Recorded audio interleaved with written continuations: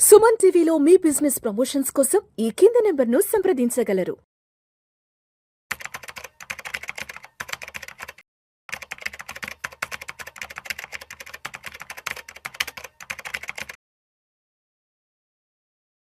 నమస్తే మాధురెడ్డి గారు. నమస్తే అండి.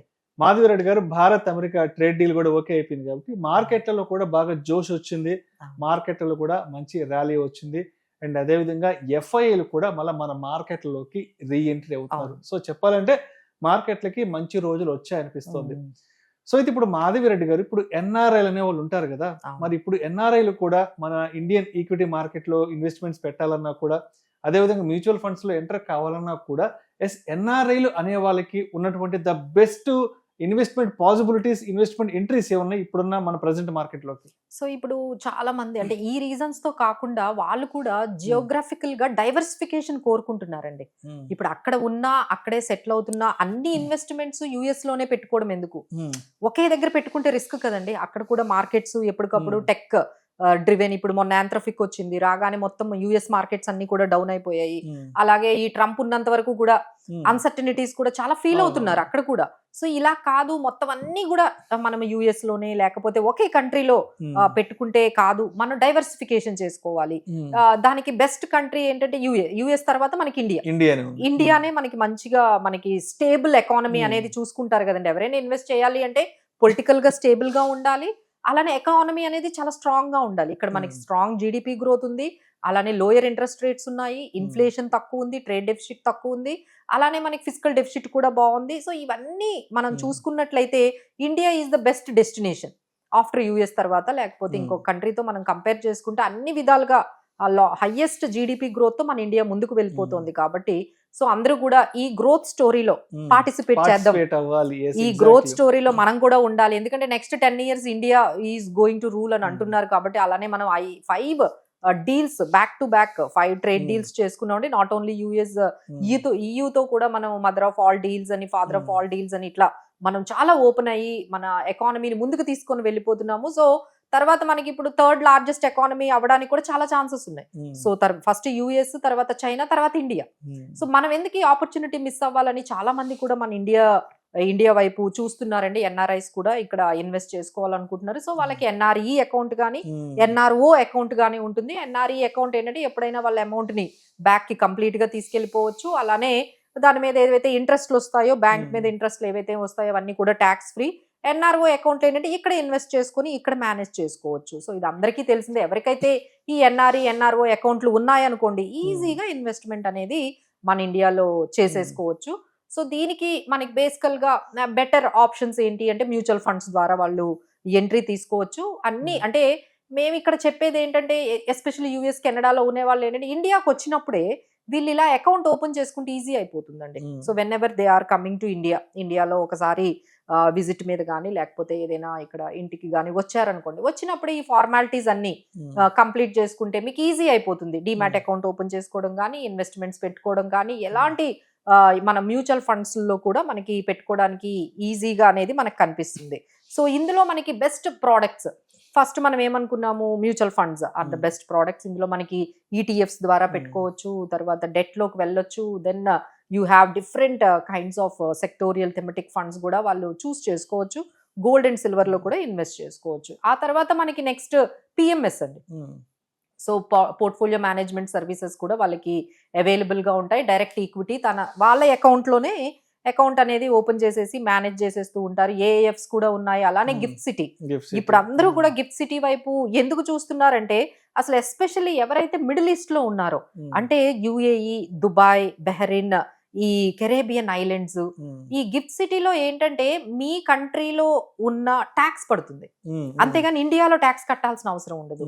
ఎక్కడ ట్యాక్స్ కట్టాల్సిన అవసరం లేదు. మీరు ఏ కంట్రీలో ఉన్నారో మీ కంట్రీలో ఏదైతే ట్యాక్స్ అప్లికబుల్ అవుతుందో అదే ట్యాక్స్ మీకు అప్లై అవుతుంది. ఇప్పుడు ఈ దుబాయ్, యుఏఈ వీటిల్లో చాలా ట్యాక్స్ జీరో అండి.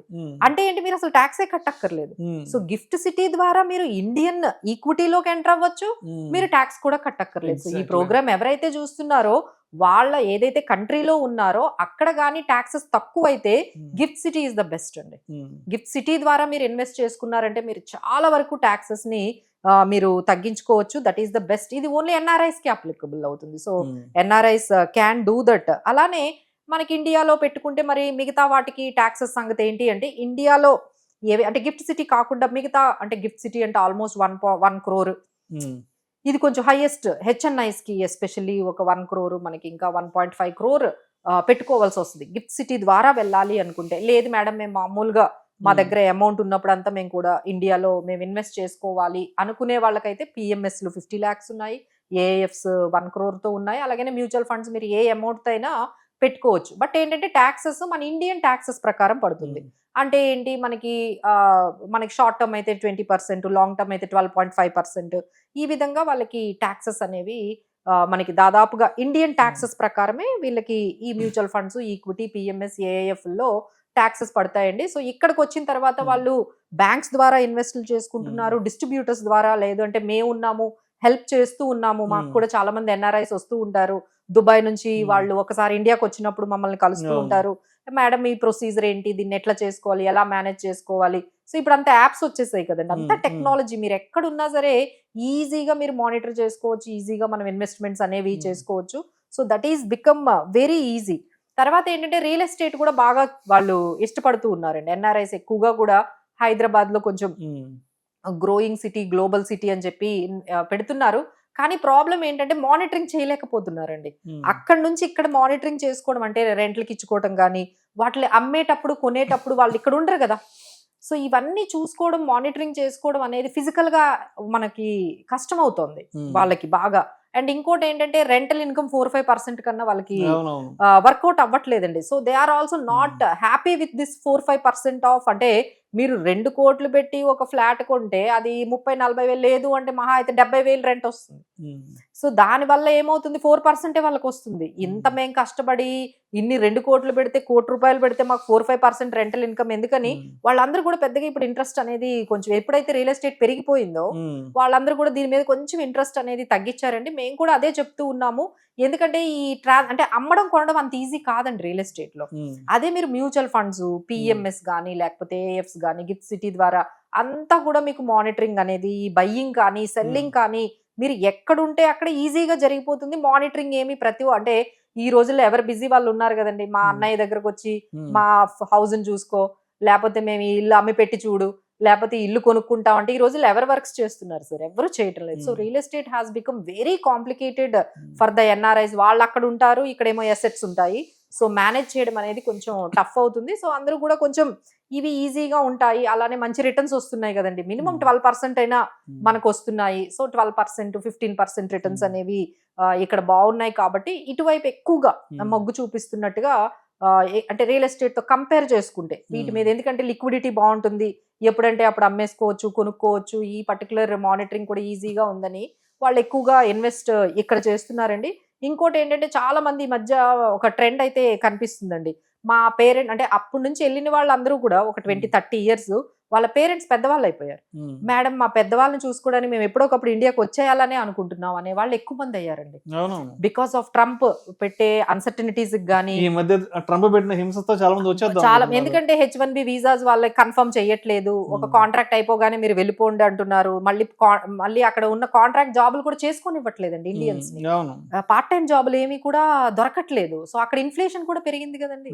సో ఇవన్నిటితో ఏంటంటే ఎప్పుడైనా సిచ్యువేషన్ బాగోపోతే వచ్చేద్దాం అనే మైండ్ సెట్ లోనే ఎక్కువ మంది మనకి ఈ మధ్య కాలంలో ఎక్కువగా కనిపిస్తున్నారు. మా పేరెంట్స్ ని చూసుకోవడానికి గానీ, లేకపోతే మాకున్న రియల్ ఎస్టేట్లు చూసుకోవడానికి గానీ, ఇక్కడే బాగుంటుంది, అక్కడ అన్ని పనులు మనమే చేసుకోవాలి కదండి. సో ఆ సిచ్యువేషన్ కూడా ఇక్కడికి వచ్చిన తర్వాత ఇల్లుకి ఈ కంఫర్ట్ జోన్ అలవాటు అయిపోయింది. ఇక్కడ ఎక్కడికి వెళ్ళినా డ్రైవర్స్, వర్కర్స్, మేడ్స్ అక్కడ అన్ని మనమే చేసుకోవాలి. ఇక్కడ అసలు 15,000కి 20,000కి మనకి ఎంత ఈజీగా అంతా కూడా కంఫర్ట్ జోన్ లో ఉన్నాము. ఇదేదో బాగుంది, మనం రిటైర్మెంట్ అయిన తర్వాత బాగా సంపాదించేసుకొని ఇక్కడికి వచ్చేద్దాము అనుకునే వాళ్ళకి కూడా చాలా ఆపర్చునిటీస్ అయితే ఉన్నాయండి. So NRIs can think of అంటే డైవర్సిఫికేషన్ కూడా అన్ని యుఎస్ లోనే పెట్టకుండా కొంచెం ఇండియాలో ఇండియన్ స్టాక్ మార్కెట్స్ కూడా మీరు చెప్పినట్టుగా ట్రేడ్ డీల్ వల్ల కొంచెం ముందుకు వెళ్తున్నాయి. కాబట్టి they can see these kind of options కూడా. ఎవరైతే యుఎస్ లో అంటే ఇండియాకు వచ్చేసారో యుఎస్ లో కూడా ఇల్లులు ఉన్నాయండి, వాళ్ళందరూ కూడా కొంచెం ట్యాక్స్ టైంలో చూపించాల్సి ఉంటుంది. So they have to be very careful about these taxation issues కానీ, లేకపోతే అకౌంట్ ఓపెనింగ్ విషయంలో కానీ, తర్వాత మంచి ప్రోడక్ట్ ని చూస్ చేసుకునే విషయంలో కానీ కొంచెం జాగ్రత్తగా ఒక ఎక్స్పర్ట్ Right. ఒపీనియన్స్ తోని వెళ్తే మాత్రం that could be very great for NRIs అండి. Right thank you so much Madhavi Reddy గారు. ఎన్ఆర్ఐలు అనే వాళ్ళకి ఇండియన్ ఈక్విటీస్ లో కానీ అదేవిధంగా ఇండియన్ మ్యూచువల్ ఫండ్స్ లో ఇన్వెస్ట్ చేయడానికి ఉన్న ద బెస్ట్ పాసిబిలిటీస్ గురించి చాలా చక్కగా తెలియజేస్తే thank you so much madam. Thank you.